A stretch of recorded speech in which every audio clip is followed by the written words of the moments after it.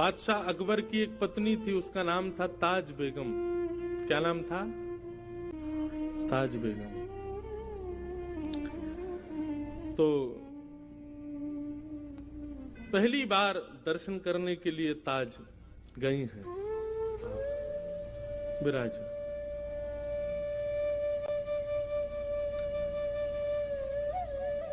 बोलो वृंदावन बिहारी लाल की।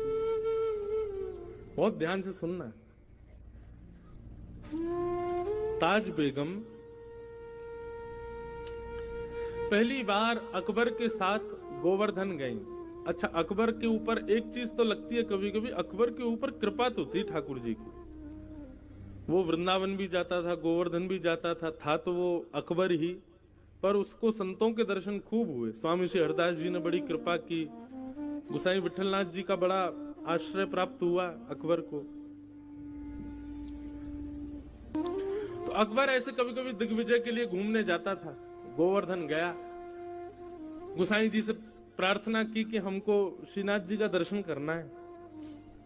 गुसाई जी बोले देखो हमारे मंदिर का निधान है, विधान है कि केवल वैदिक हिंदू ही भीतर प्रवेश कर सकते हैं भगवान। तो आपको दर्शन की यदि इच्छा है तो हमने एक ना मंदिर में खिड़की बनवा रखी है, वहां से हम दिखा देंगे ठाकुर जी आपको। अकबर बोला वहीं से दिखा दो। तो अकबर ने वहां से ठाकुर जी को देखा, ठाकुर जी को दर्शन करके वो चला गया। जैसे ही ताज बेगम बैठी उस खिड़की में और जैसे ही उस झरोके में से ठाकुर जी को देखा, अब तो स्थिति हो गई कि नेत्र बंद करे और वही छवि दिखाई दे ठाकुर जी की। यही पीछे जो छवि, ये गोवर्धन नाथ स्वरूप ठाकुर जी का, यही छवि दिखे। अब तो वो जहां जाए उसको वृक्षों की भी आकृति ऐसी दिखाई दे, वो रोटी भी देखे तो रोटी की आकृति भी ऐसी दिखाई दे। जहां देखे जित देखूं उतित श्याममयी, जहां देखे वहां श्याम सुंदर दिख रहे हैं। अब इसको आप क्या कहोगे बताओ? ताज बेगम का ना तो संग अच्छा, ना कुल अच्छा, ना परवरिश अच्छी, लेकिन फिर भी ठाकुर जी के प्रति प्रेम। इसको ये कहते हैं कि ताज बेगम नहीं गई है ठाकुर जी के पास, ताज बेगम का मन नहीं लगा है, ठाकुर जी का मन लग गया है ताज बेगम में। ये कहते हैं, इसको कहते हैं भगवत प्रीति। एक तो होता है हमको ठाकुर जी प्रिय लगते हैं, एक होता है ठाकुर जी को हम प्रिय लगे।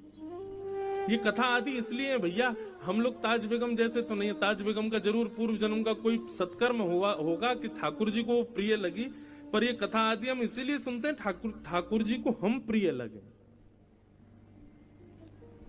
हमें देख के ठाकुर जी रीझ जाएं। ताज बेगम को खूब ज्वर चढ़ने लगा, बुखार आने लगा। बादशाह ने खूब वैद्य बुलाए, हकीम बुलाए, लेकिन कोई ठीक नहीं कर पाया। एक दिन बादशाह से जाकर के ताज बेगम ने अपने मन की बात कही,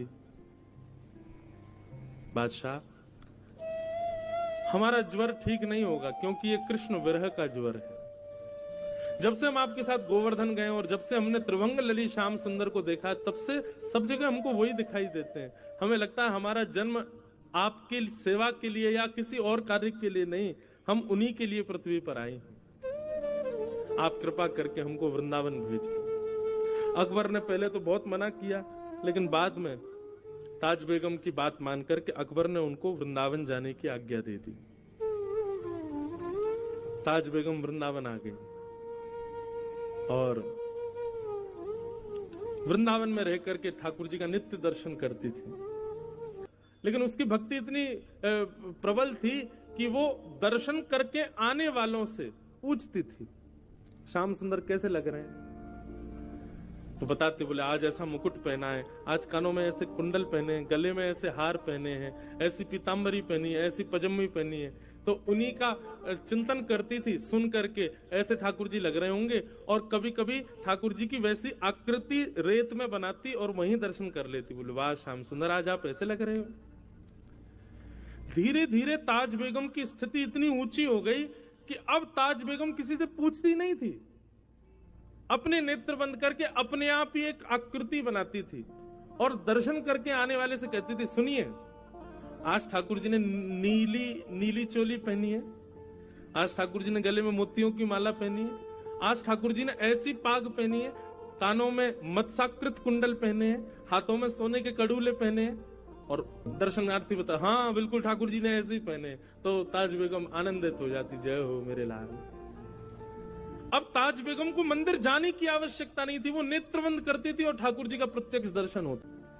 तो ताज बेगम के साथ ऐसा होने लगा कि पहले तो वो पूछती थी कि ठाकुर जी कैसे दिख रहे हैं, और वैसी आकृति बनाती थी और उस आकृति का दर्शन करती थी। पर धीरे धीरे उसके मन में, अब वो जैसा मन में विचार करती थी और दर्शनार्थियों से पूछती थी कि ठाकुर जी आज ऐसे दिख रहे हैं क्या?